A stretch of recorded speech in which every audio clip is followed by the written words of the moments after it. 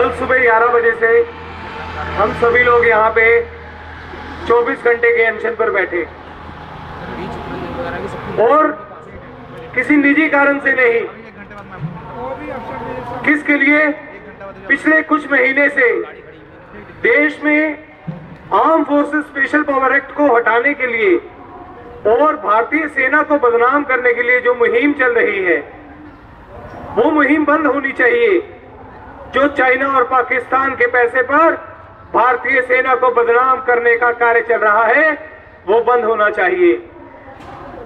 पिछले कुछ महीने से भारतीय सेना को इस प्रकार कुछ सो कॉल्ड ह्यूमन राइट एक्टिविस्ट द्वारा दिखाया जा रहा है जैसे भारतीय सेना से खराब और बुरा कोई संगठन ही नहीं है। ये मानव अधिकार कार्यकर्ता बनाम दानव अधिकार कार्यकर्ता मेधा पाटकर, संदीप पांडे, अरुंधति राय, प्रशांत भूषण, गौतम नवलखा और Sonia Gandhi national advisory committee में बैठा हर्ष मंदर चाइना और पाकिस्तान के पैसे पर जस्टिस फॉर अफजल गुरु की दुकानें चला रहे हैं। तो देश की संसद में जो हमला करता है अफजल गुरु, उसके नाम पर जस्टिस फॉर अफजल गुरु की दुकानें चल रही है।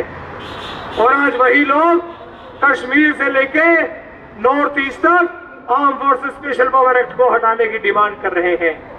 अगर इन लोगों के इतिहास को देखा जाए तो ये वही लोग हैं जो कहते रहे हैं कि कश्मीर कभी भारत का हिस्सा रहे ही नहीं। 16 अक्टूबर को कश्मीर में एक arm forces special power act को हटाने के लिए एक मार्च चालू होता है। उस रैली में मेधा पाटकर और Sandeep Pandey, the so called human right activist of nation, Hurriyat के नेताओं के साथ, अलगाववादी नेताओं के साथ मन साझा करते हैं और उसमें नारे लगते हैं, कश्मीर को आजादी दो और अफजल को न्याय दो। क्या इस देश में ऐसे लोग जो राष्ट्रद्रोही, राष्ट्र गद्दार, पाकिस्तान और चाइना से पैसे लेकर जस्टिस और अफजल गुरु की दुकानें चलाते हैं, क्या अब ऐसे लोग इस देश में इनके ऊपर कुछ भी बकवास करते रहे और इनके ऊपर कोई कार्रवाई नहीं होगी? लेकिन जब ये अपने पिछले 20-25 साल से कश्मीर को भारत से अलग करने के सारे जो इनकी मांग थी उसमें सफल साबित नहीं हुए, तो आज इन्होंने नया तरीका अपना लिया, arm forces special power act हटाई जाए। मित्रों, भारत की सेना जो कश्मीर में संघर्ष कर रही है वो कहती है अगर arm forces special power act हटती है तो कश्मीर भारत के हाथ से निकल जाएगा। अगर arm forces special power act हटती है तो भारतीय सेना की 80% पावर खत्म हो जाएगी। लेकिन उमर अब्दुल्ला कश्मीर का मुख्यमंत्री है या लाहौर का मुख्यमंत्री है? उमर अब्दुल्ला एक ट्वीट करके कहता है कि मैं arm forces special power act हटा दूंगा और उसके 2 घंटे बाद जब कश्मीर में 7-8 बम विस्फोट होते हैं तो उमर अब्दुल्ला का चाचा और मुस्तफा कमाल फारूक अब्दुल्ला का भाई ये कहता है कि कश्मीर में जो बम फटे उसमें भारतीय सेना का हाथ है। इससे ज्यादा शर्मनाक और घिनौनी बात कोई हो ही नहीं सकती। ऐसे लोगों को तो जेल में उल्टा लटका के मारना चाहिए या लाल किले के चौक पे फांसी के फंदे पे लटका देना चाहिए। लेकिन ऐसे लोग कश्मीर के अंदर मुख्यमंत्री बने बैठे हैं। मित्रों, अगर सेना के किसी भी, आज हम arm forces special power act और सेना के अधिकारों के लिए 24 घंटे के अनशन पर यहां हम बैठे, हम उसके बाद गृह मंत्री जी को एक मेमोरेंडम देंगे जिसमें हमारी डिमांड रहेगी कि अगर किसी भी प्रकार से सेना के अधिकारों को कटौती करने की कोशिश की जाती है, arm forces special power act को हटाने की मांग की जाती है, तो अभी तो हम 24 घंटे के अनशन पर बैठे थे, लेकिन अगर भारतीय सेना को कमजोर करने की साजिश की गई तो आमरण अनशन पर भी बैठना पड़ा तो बैठेंगे, लेकिन भारतीय सेना को कमजोर करने की ये विदेशी पैसे की साजिश को सफल नहीं होने देंगे। मित्रों, आज का हमारा अनशन था कल सुबह 11 बजे से जो हमने चालू किया था। अभी हम मेमोरेंडम देने के लिए होम मिनिस्टर साहब को निकलेंगे और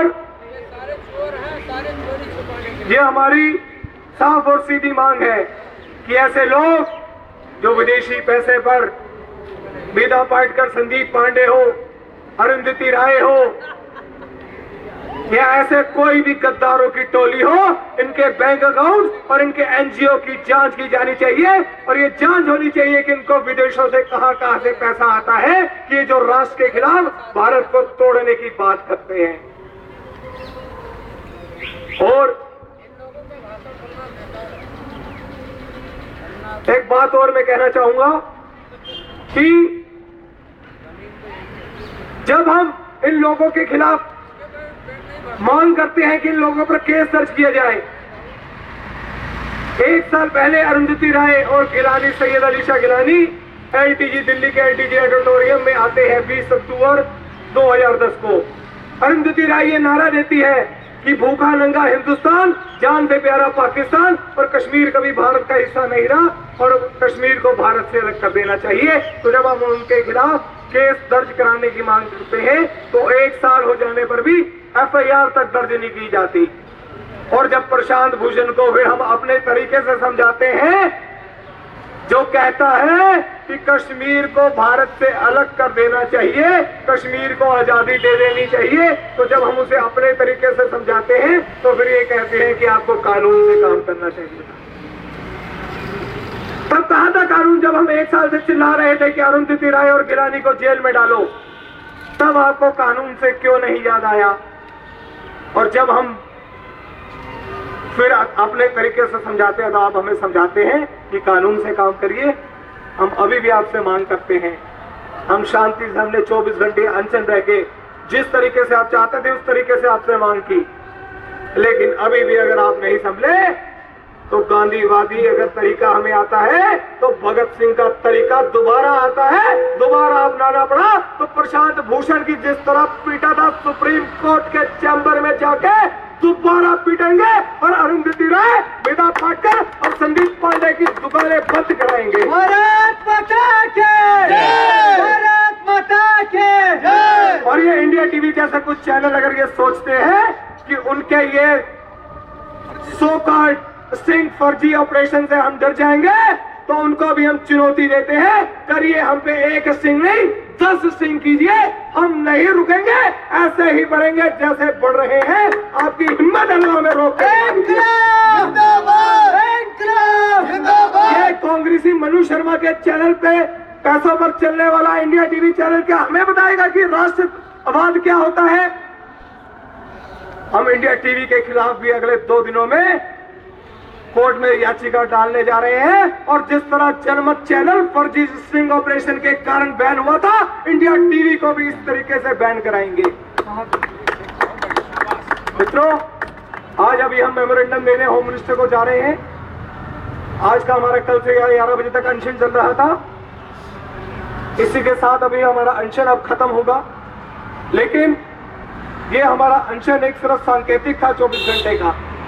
सेना, एक बार हम फिर कहना चाहते हैं, अगर सेना के अधिकारों में कटौती की कोई भी बात होगी, भारतीय सेना को कमजोर करने की साजिश की जाएगी, तो आमरण अनशन पर भी बैठना पड़ा तो बैठेंगे, लेकिन सेना के अधिकारों को, भारतीय सेना को कमजोर नहीं होने देंगे। जय भारत, जय वंदे वंदे मातरम, वंदे